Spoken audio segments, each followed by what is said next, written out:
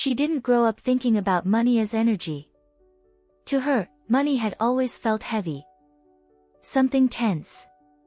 Something scarce. Every bill carried emotion. Every number triggered fear. It wasn't just about paying for things, it was about what money represented in her body: pressure, responsibility, and constant vigilance. She realized that most of her thoughts about money were reactive. She thought about it only when it was missing, when it caused stress, when it demanded something from her. Money never felt neutral. It arrived already loaded with anxiety, expectation, and self-judgment. Even when she had enough to get by, her nervous system never relaxed. What she didn't see at the time was how deeply emotional her relationship with money was. It wasn't logical. It wasn't practical. It was energetic. Her body tightened whenever she checked her balance. Her breathing changed when expenses appeared. Money didn't move through her life freely, it moved through resistance. She worked hard. She tried to be responsible. She told herself she needed to be realistic. But underneath all of that effort was a constant feeling of lack. A quiet belief that abundance belonged to other people. People who knew something she didn't. People who felt safe where she felt tense. The truth was, she wasn't repelling money consciously. She was repelling it emotionally. Every thought she had about money carried urgency. Every desire came with fear. Every plan came with doubt. And that internal state shaped how money showed up: inconsistent, delayed, never quite enough. She didn't realize it yet, but the problem wasn't income. It was resonance. And everything began to change the moment she questioned that. The realization didn't come as a theory or a lesson. It came as a feeling. A moment when she noticed how her body reacted to money before her mind even formed a thought. The tension appeared instantly, as if her system had learned to brace itself long before any real danger existed. She began paying attention to that reaction. The shallow breathing. The tightening in her stomach. The way her shoulders lifted whenever money entered the conversation.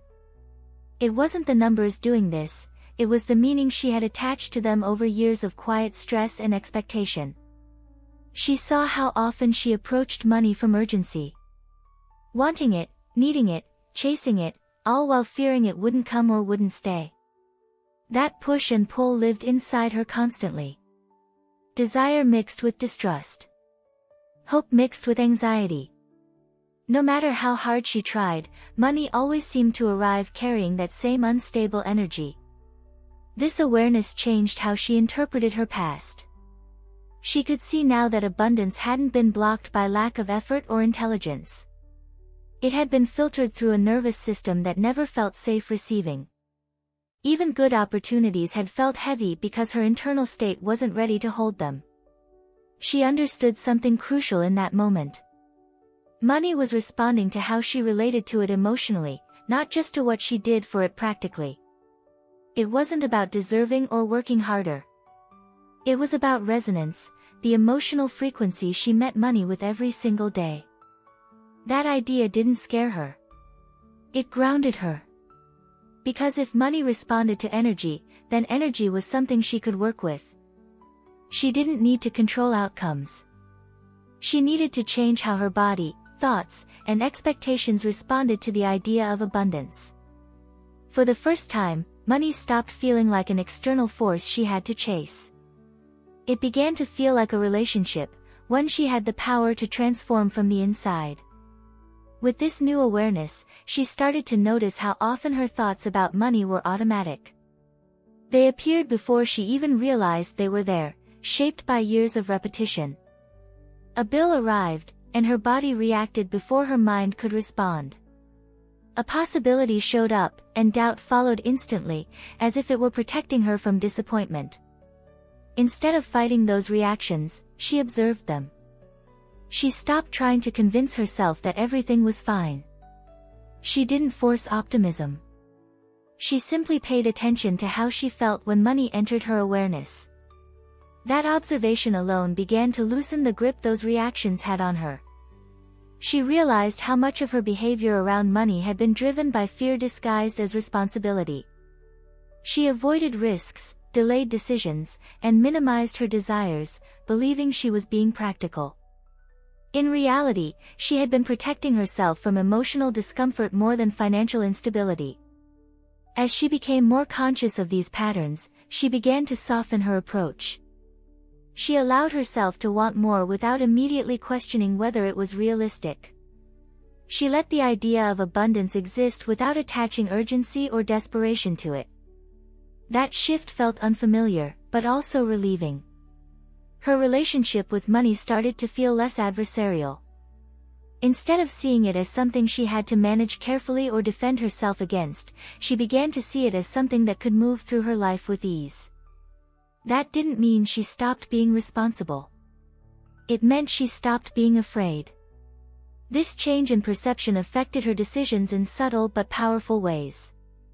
She communicated more clearly. She set boundaries without guilt. She stopped undervaluing her time and effort. Each of these choices sent a different signal, not just to others, but to herself. Without realizing it, she was beginning to align with a new energetic state. One where money no longer triggered survival mode. One where abundance didn't feel like a threat or a fantasy, but a natural extension of how she allowed herself to live. The shift didn't happen in a dramatic or sudden way. There was no single moment she could point to and say, "This is when everything changed." What began to transform was much quieter, almost invisible from the outside. It was the way she felt when she thought about the future. Before, any thought about money ahead carried tension. Planning meant anticipating loss. Imagining growth meant imagining pressure. The future felt like something she had to prepare herself against, not a space she was allowed to expand into. Slowly, that internal posture began to soften. When she thought about money, her body no longer reacted with immediate alarm. The tightening in her chest didn't disappear overnight, but it lost its authority. There were brief moments of neutrality where fear used to live. Moments where money was just a concept, not a threat. That felt strange at first, almost unsettling, because calm had never been part of her financial experience. She noticed how deeply she had associated money with vigilance. As if relaxing around it would make her careless. As if safety only came from constant control. But observing her reactions showed her something important: tension hadn't protected her. It had only kept her stuck in the same emotional loop. The more she braced herself, the more money arrived carrying that same heaviness. Instead of forcing confidence or repeating affirmations she didn't yet believe, she chose something simpler. Presence. She allowed money-related thoughts to pass through her awareness without reacting immediately. No fixing. No judging. Just noticing. That created space, not only in her mind, but in her body. And in that space, her nervous system began to learn a new response. For the first time, she wasn't trying to control money or predict every outcome. She was learning how to stay regulated in its presence. How to breathe while thinking about abundance. How to imagine receiving without tightening. That alone began to change the way money felt: lighter, more fluid, less loaded with emotional weight. What she was really building wasn't a new strategy. It was a new internal environment. One where money could exist without triggering survival mode. And without realizing it yet, that internal shift was already altering the way abundance responded to her. As her internal state shifted, she began to notice how often she had underestimated the emotional cost of her relationship with money. It wasn't just the lack or the instability that drained her, it was the constant mental monitoring. The background noise of worry. The habit of checking, calculating, adjusting, always preparing for something to go wrong. Money had lived in her mind like an open loop that never closed. She realized how much energy she had spent trying to be smart with money while feeling unsafe around it. Every decision carried a layer of tension. Even small purchases came with internal negotiations. Pleasure was postponed. Desire was questioned. And over time, that restraint had taught her nervous system that money was never meant to feel supportive, only managed. What surprised her most was seeing how this internal pressure shaped her external reality.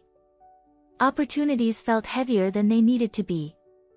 Growth felt demanding instead of exciting. Even when money came in, it didn't bring relief, it brought temporary calm, followed by the next wave of concern.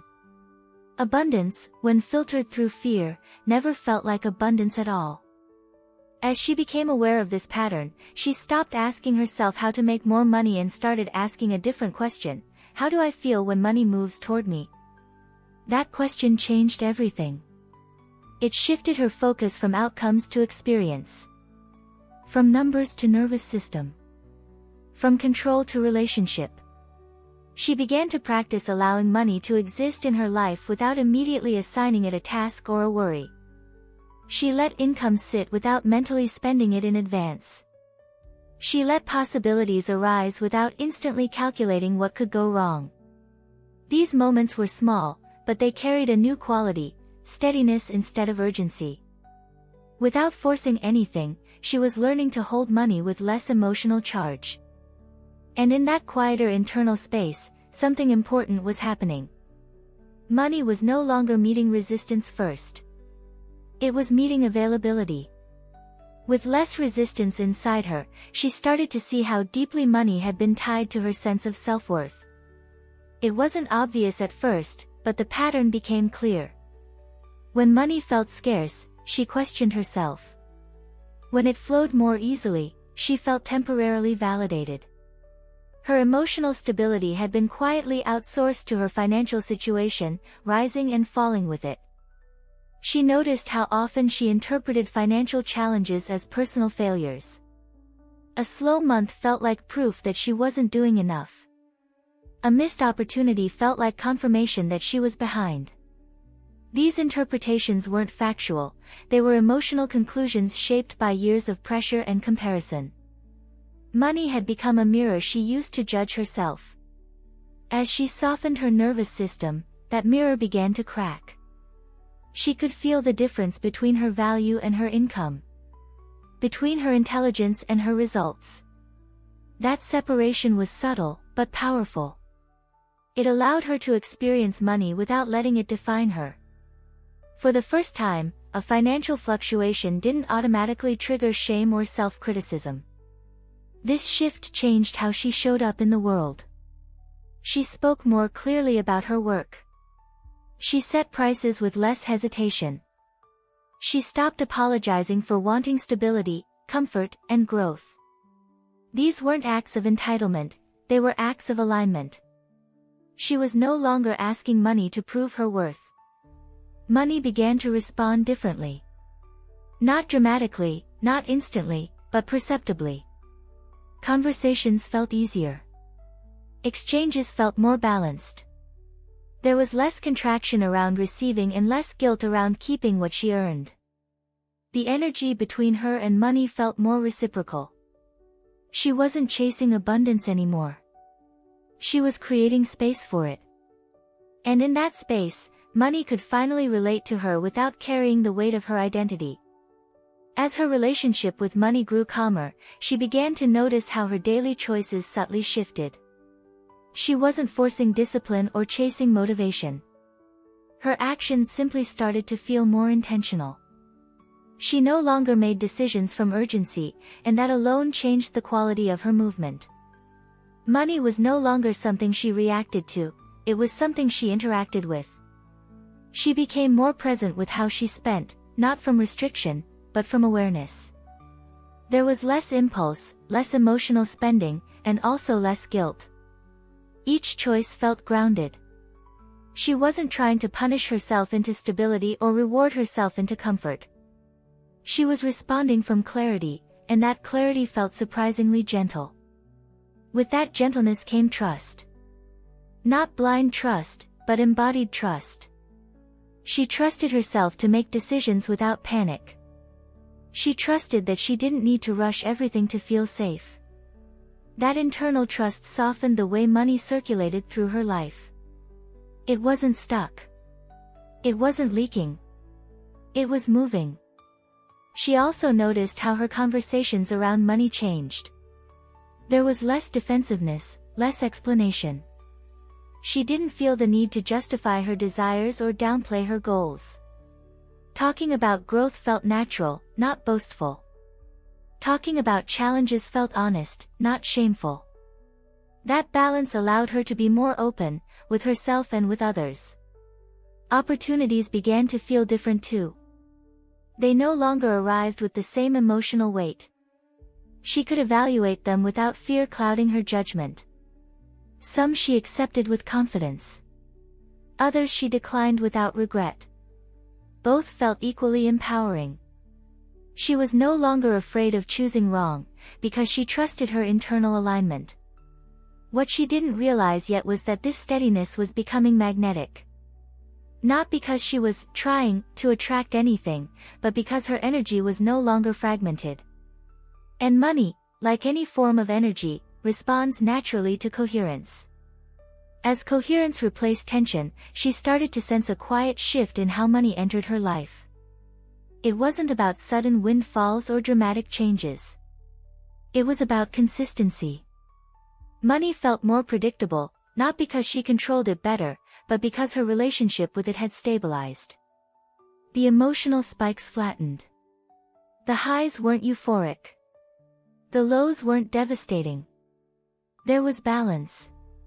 She realized how much of her previous instability had come from living in anticipation. Anticipating loss. Anticipating problems. Anticipating the moment things would fall apart. That anticipation had shaped her decisions and drained her energy. Now, without that constant forward fear, she felt more present, and presence changed how money interacted with her. Instead of thinking about money as something that came and went unpredictably, she began to experience it as a flow she could participate in. She earned. She spent. She saved. She reinvested. None of these actions felt charged anymore. They felt like part of a larger rhythm. Money stopped being a headline event and became a background support. This shift altered how she viewed abundance itself. Abundance was no longer a dramatic arrival or a distant goal. It was the ability to meet her needs without contraction. To desire more without anxiety. To grow without sacrificing her sense of safety. That definition felt attainable, and deeply grounding. She noticed that when she wasn't emotionally clinging to outcomes, she made better decisions. She negotiated with more confidence. She recognized value more clearly. She stopped settling out of fear and stopped overreaching out of insecurity. Her choices became cleaner, and money reflected that clarity back to her. Without realizing it, she was building a new baseline. One where money didn't need to prove anything.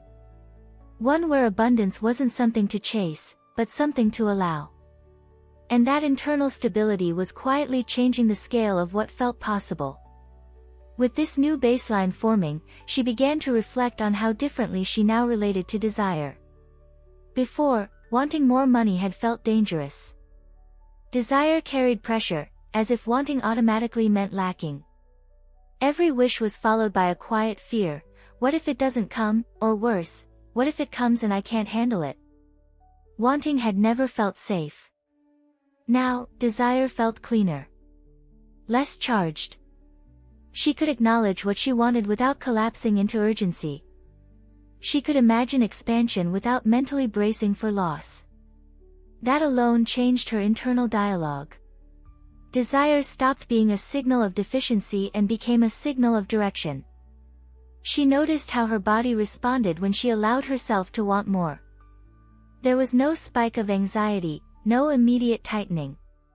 Instead, there was curiosity. Possibility. A sense of openness she had never associated with money before. It was subtle, but unmistakable. Her nervous system was no longer interpreting desire as a threat. This shift affected how she set goals. Goals were no longer desperate attempts to escape discomfort. They became points of alignment. She didn't attach her emotional survival to them. She didn't rush them. She allowed them to exist as invitations rather than ultimatums. Because of this, she stopped sabotaging herself at the edge of expansion. She didn't shrink when things began to grow. She didn't delay when momentum appeared. She stayed present. Steady. Available. And that steadiness allowed money to meet her without friction. What she was learning, slowly and honestly, was that money didn't respond to force. It responded to congruence. And for the first time, her desires and her emotional state were no longer in conflict. As her desires became more congruent, she started to notice something else shifting, her sense of responsibility around money. Before, responsibility had felt heavy, almost punishing. It meant restriction, vigilance, and self-denial. Now, it began to feel different. Responsibility felt like care. Like stewardship. Like choosing from self-respect rather than fear. She realized that when fear was no longer driving her decisions, discipline didn't feel rigid. It felt supportive. She could plan without pressure. Save without deprivation. Invest without anxiety. Money-related structures stopped feeling like a cage and started to feel like a container, something that held her growth instead of limiting it. This new relationship changed how she viewed time as well. She no longer expected everything to happen immediately. Urgency had softened. She understood that expansion didn't need to be rushed to be real. Trusting the process allowed her to move with patience, and patience gave her nervous system permission to stay regulated even as things grew. She became more intentional with her focus. Instead of constantly consuming information about money, she reflected on her own patterns. What calmed her? What triggered her? What helped her feel grounded? This self-awareness became more valuable than any strategy she had tried before, because it kept her aligned internally. There was a quiet confidence developing, not the kind that announces itself, but the kind that stabilizes from within. She trusted herself to handle more because she trusted herself to stay present. That trust made the idea of receiving feel safe rather than overwhelming. Money, in this new dynamic, didn't feel like something she had to master. It felt like something she could grow alongside. And that mutual growth was laying the foundation for a deeper kind of abundance. As this foundation settled, she became aware of how much mental noise she had carried around money for years. Endless thoughts looping in the background. Questions without answers. Scenarios that never actually happened. That noise had kept her disconnected from her own intuition. Now, with more internal quiet, she could finally hear herself think. She noticed that clarity didn't come from thinking harder, but from thinking less. When her nervous system wasn't activated, decisions felt obvious. Not easy, but clear. She could sense what aligned and what didn't without overanalyzing every possibility. That clarity saved her energy, and energy, she realized, was just as valuable as money. This shift changed how she approached opportunities. She no longer said yes from fear of missing out or no from fear of exposure. She listened inwardly.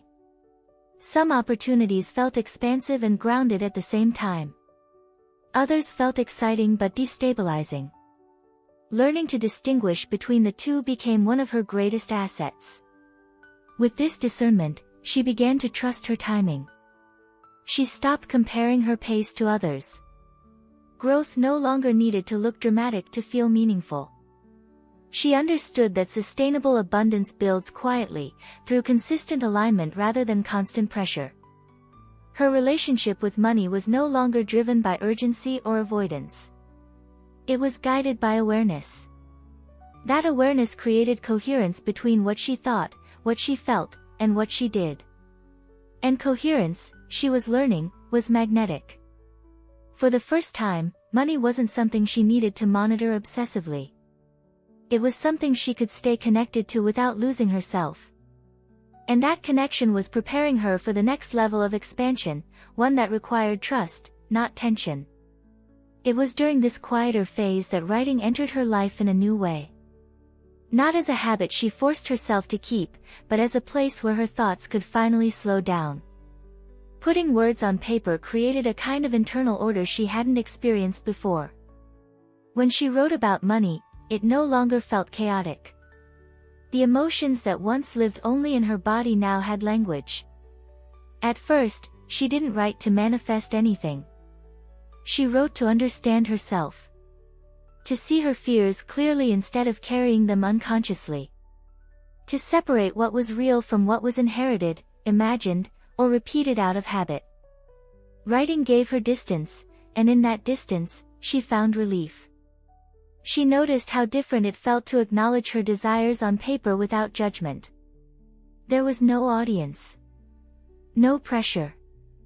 No performance. Just honesty. When she wrote about money, she could be truthful without bracing herself. That honesty softened her relationship with abundance even further. Over time, her writing began to reveal patterns she hadn't fully seen before. The same doubts, the same limiting assumptions, the same emotional reactions. Seeing them written down took away some of their power. They were no longer abstract feelings, they were thoughts she could observe, question, and gently release. The journal became a space of regulation. A place where her nervous system could settle before engaging with the external world. Writing grounded her. It reminded her that clarity didn't come from pushing forward, but from creating enough stillness to listen.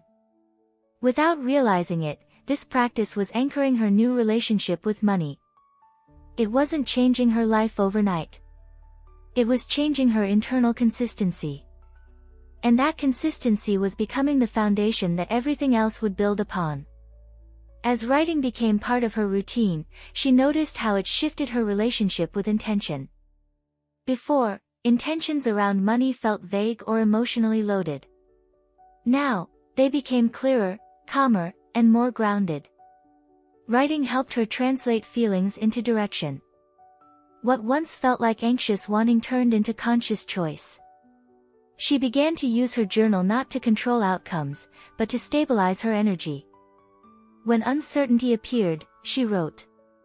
When doubt surfaced, she wrote. The act itself slowed her down enough to prevent emotional reactions from turning into decisions. It wasn't about positivity, it was about presence. Through the journal, she learned how to meet money without projection. Instead of imagining future stress or past disappointment, she wrote from where she was now. That anchored her attention in the present moment, where clarity lived. And clarity, she discovered, was far more powerful than urgency. Over time, her entries shifted. They moved from processing fear to reinforcing alignment. She wrote about what felt supportive. What felt expansive. What felt steady. These reflections subtly trained her nervous system to recognize safety around abundance, not as an idea, but as an experience. She noticed that when her internal state was organized on paper, her external actions followed more naturally. She didn't need motivation. She didn't need pressure. The next steps became obvious because her energy wasn't scattered anymore. The journal had become more than a place to write. It was a bridge between awareness and action. A way to stay connected to her intentions without slipping back into old emotional patterns. As her journaling deepened, she began to notice a subtle but important shift in how money responded to her actions. Not in dramatic leaps, but in alignment. Decisions felt cleaner. Follow-through felt easier. There was less internal negotiation, less second-guessing. Writing had created a sense of internal agreement that she hadn't realized was missing before. She saw how often her past attempts at growth had failed not because of lack of effort, but because her energy was fragmented. One part of her wanted expansion, another part feared responsibility, and another doubted her ability to sustain it. The journal gave those parts a place to exist without competing. On paper, they could be acknowledged and integrated. This integration changed how she experienced momentum. Instead of pushing herself into action, she felt drawn into it. Tasks no longer felt like obligations she had to force herself through. They felt like natural extensions of clarity. Money-related actions, especially, lost their emotional charge. They became practical, grounded, and calm. She began to understand that money wasn't responding to her words or her goals. It was responding to her internal consistency. When her thoughts, emotions, and actions were aligned, money moved with less friction. The journal wasn't creating abundance, it was removing the internal noise that blocked it. There was also a growing sense of self-trust. Writing showed her that she could process uncertainty without collapsing. That she could sit with discomfort without rushing to fix it. This emotional capacity made receiving feel safer, because she trusted herself to handle what came next. What she was building through this practice wasn't discipline. It was stability. And stability, she was learning, was one of the most attractive energies money could meet. As stability became her new baseline, she realized how different her inner dialogue around money sounded. There was less emotional commentary, less storytelling around what could go wrong.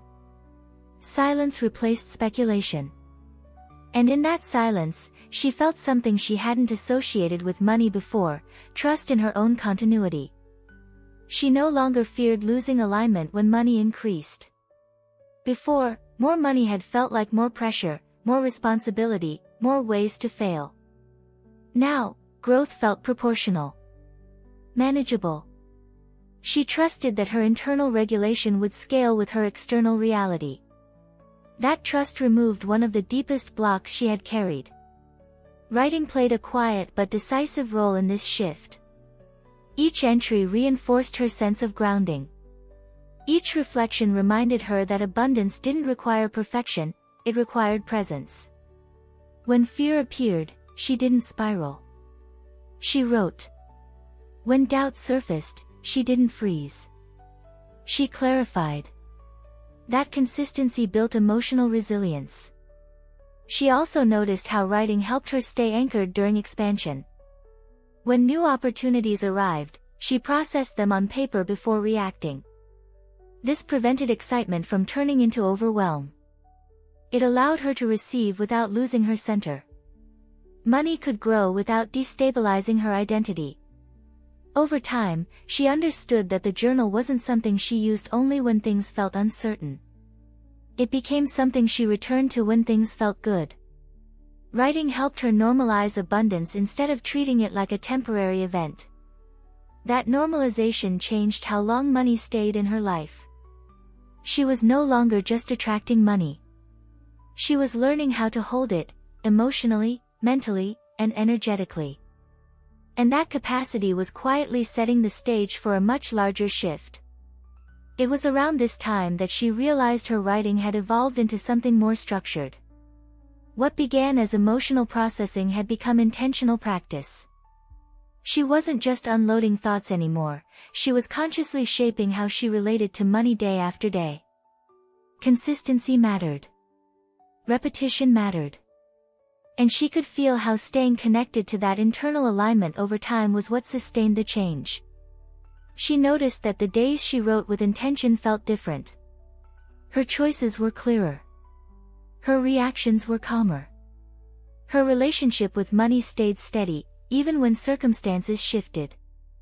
Writing had become a daily anchor, not something dramatic, but something grounding. A way to return to herself before the world pulled her into old patterns. That's when she committed to a deeper process. A structured journaling journey designed specifically to rewire how she related to abundance over time. Not in one inspired moment, but across consistent days of reflection, awareness, and emotional recalibration. This was the point where her relationship with money stopped being occasional awareness and became embodied practice. The 33 Days Manifestation Journal didn't promise miracles. What it offered was something far more powerful: continuity. A daily space to meet money with regulation instead of reaction. To reinforce clarity instead of doubt. To stay aligned even when old patterns tried to return. That structure supported the internal shift she had already begun. Each day built on the last. Not through force, but through presence. Writing became a way to stabilize her energy long enough for abundance to respond differently. Not rushed. Not chaotic. Just consistent. And consistency was what allowed the new relationship with money to take root. This wasn't about manifesting money out of thin air. It was about becoming someone who could sustain abundance emotionally. Someone whose internal state no longer contradicted what she wanted to receive. And the journal became the bridge between awareness and lasting change. What surprised her most wasn't how quickly things shifted, but how stable the change felt over time. The journal didn't create a sudden emotional high. It created continuity.